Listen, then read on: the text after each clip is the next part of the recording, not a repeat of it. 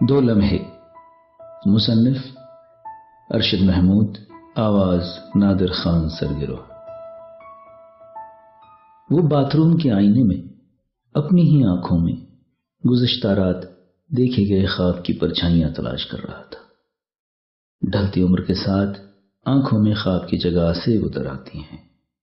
اچھے برے اعمال کا بوجھ کندھوں پر رکھی بہنگی کے دونوں پلڑوں کی جنبش اور پلسرات پر توازن برقرار رکھنے کی کوشش۔ خوف سے لرزاں، تھکن سے چور اور ندامت کے پسینے میں شرابور بدن۔ اس کے ہاتھ پر پانی کی دھار نے خیال کی رو کو حقیقی دنیا سے جوڑ دیا۔ نظر واش بیسن پر گئی اور سامنے کے منظر سے ایک چھنا کا ہوا۔ کبھی کبھی اچانک لمحے وارد ہوتے ہیں، ہاتھ تھام کر ساتھ بہا لے جاتے ہیں۔ اس گھڑی اس کے ہاتھ میں پانی کی ٹھنڈی دھار کے ساتھ کسی بچھڑے لمحے کا لمس بھی آن ٹکا۔ بجلی کی سی تیزی سے اس کا بایاں ہاتھ پانی کے بہاؤ کو روکنے کے لیے ٹوٹی کے ہینڈل پر گھوما اور اس سے کئی گنا تیزی سے دائیں ہاتھ سے اس نے چیونٹی کو شہادت کی انگلی پر اٹھا لیا۔ چیونٹی بے سدھ اس کی انگلی پر ساکت پڑی تھی۔ وہ بھی تو اس دن یوں ہی ساکت تھا، چڑیا کا وہ ننھا سا بچہ۔ ایک اور بھولے بسرے لمحے نے اس کا ہاتھ تھام لیا۔ 7 سال کی بالی عمر کے وہ دن تھے جب دیکھ کر سیکھنے اور کر گزرنے کا جنون جا بجا بھٹکائے رکھتا ہے۔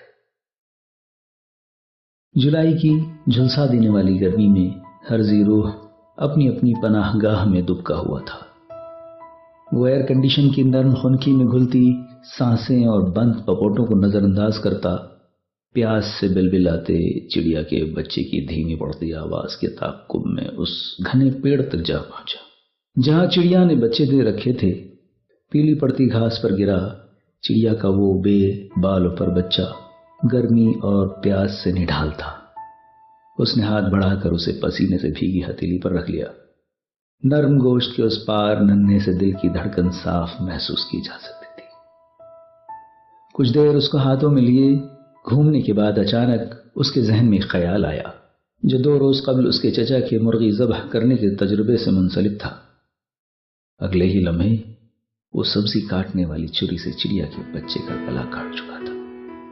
ننھا سا بدن لمحے بھر کو تڑپ کر ہمیشہ کے لیے ساکت ہو گیا، لیکن اس ہولناک تجربے کے اختتام سے قبل ہی اسے وہ سکوت اپنی روح میں اترتا ہوا محسوس ہوا۔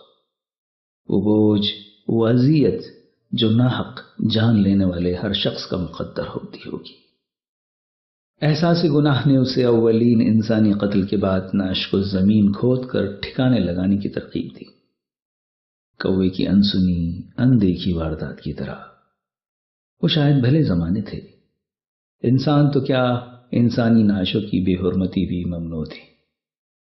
اس نے اسے گھر کے غیر آباد کونے میں مٹی تھلے دبا تو دیا، لیکن وہ کونا ہمیشہ اس کے دل میں قدیم قبرستان کی طرح آباد رہا۔ منظر دھندلانے لگا۔ شہادت کی انگلی پر دھری چیونٹی کو اس نے انتہائی آہستگی سے واش بیسن کے خشک حصے پر اتارا۔ نہ جانے کتنی صدیاں بیت گئیں یاس و بیم میں، پھر چیونٹی نے ڈھلوان کی جانب سفر شروع کیا۔ اس نے دھندلائے ہوئے آئینے پر ہاتھ پھیرا۔ آنکھوں کے نم گوشوں کے باوجود سانس میں سکینت بھری ہوئی تھی۔